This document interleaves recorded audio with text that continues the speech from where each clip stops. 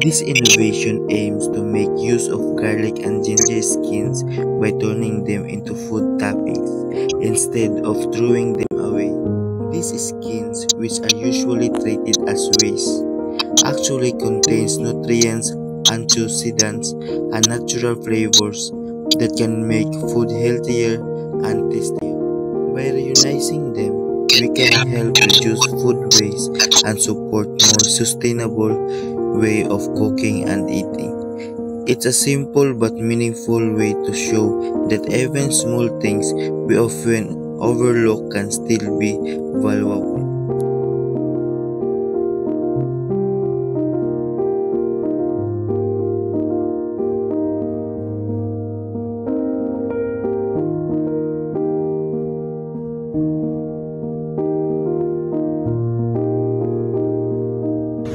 So guys, nakabalo man tali mo nga kita mga Pilipino gamit ito kuan aos ug Bombay. So, ang among gikuan karon kay magamit ta ani para i-reduce na to ang waste. Gamit ko ta sa iyang condiment, ang himuha to sila condiments para sa mga atong future nga mga pagkaon nga gamiton. Tara, sugdan na to.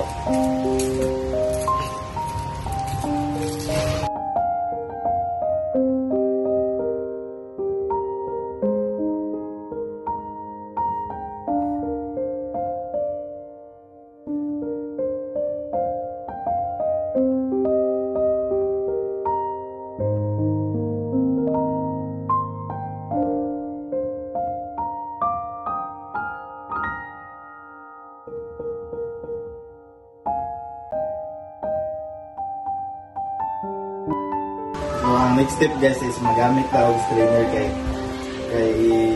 dapat na tayo iabo ang tubig gikan sa bowl.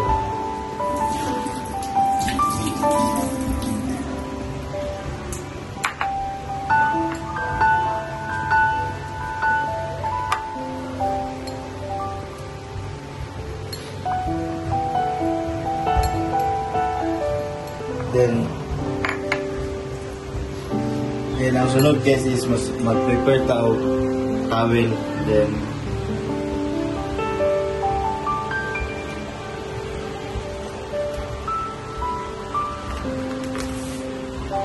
ang kanila yung na-separate na guys is ibutang na to sa towel.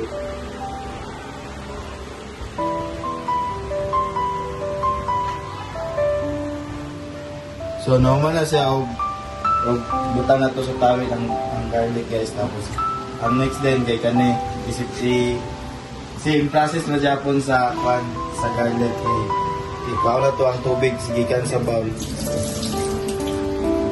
Tapos ibutang na po din nato sa towel.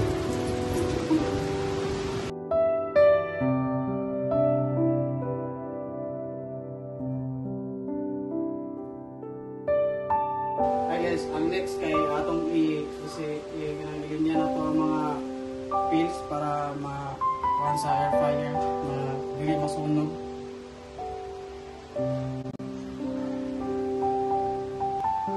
So karon guys, is naunga na nato ang butang. So butang na nato sa air fryer.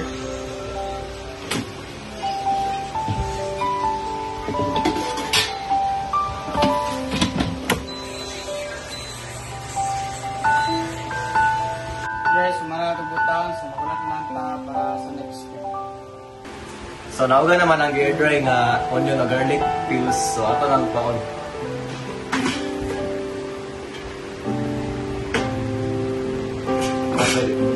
Dahil natin yung butang ng kaning mga nauga nga peels sa blender.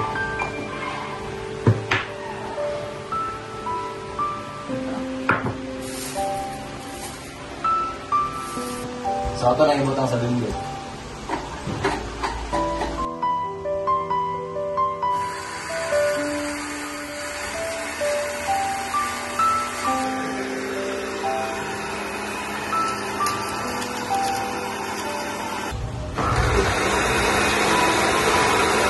So ato sa check kung time na tayo kung sino na bagay.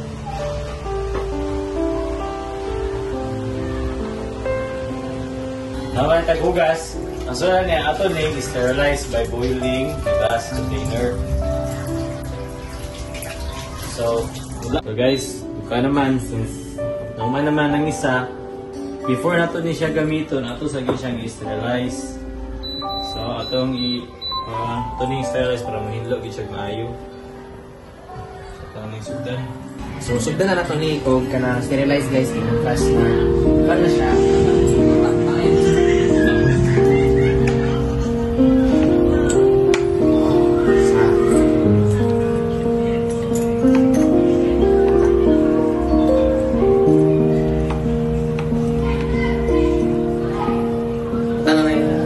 Naman naman ang pagkuhan, pagbuka na ni, pag-sterilize, so ito na ni siya ni patay of tissue paper. Para mabutang na nato ang atong product. So guys, it's time to transfer the finished processed product.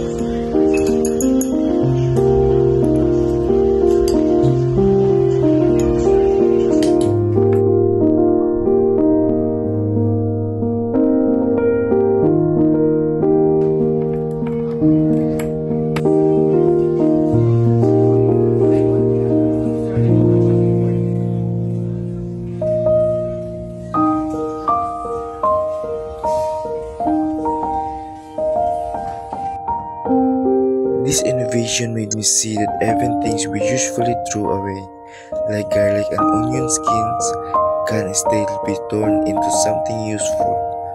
Making them into food toppings is a smart and practical way to lessen waste while adding flavor and nutrition to our foods.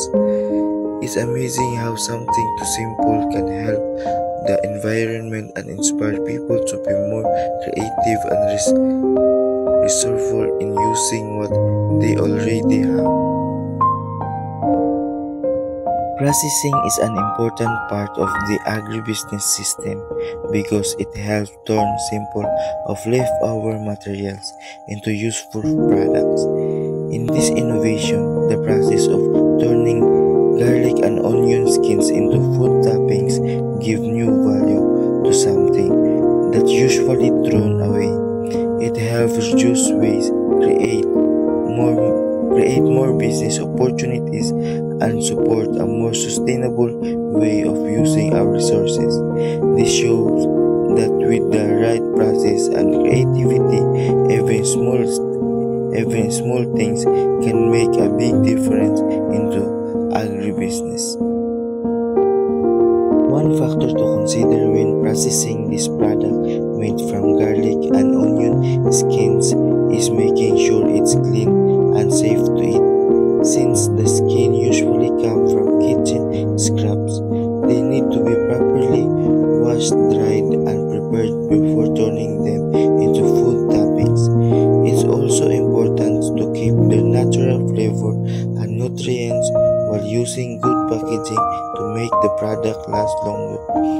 By focusing on these things, the garlic and onion skin toppings can be safe, tasty, and appealing to consumers.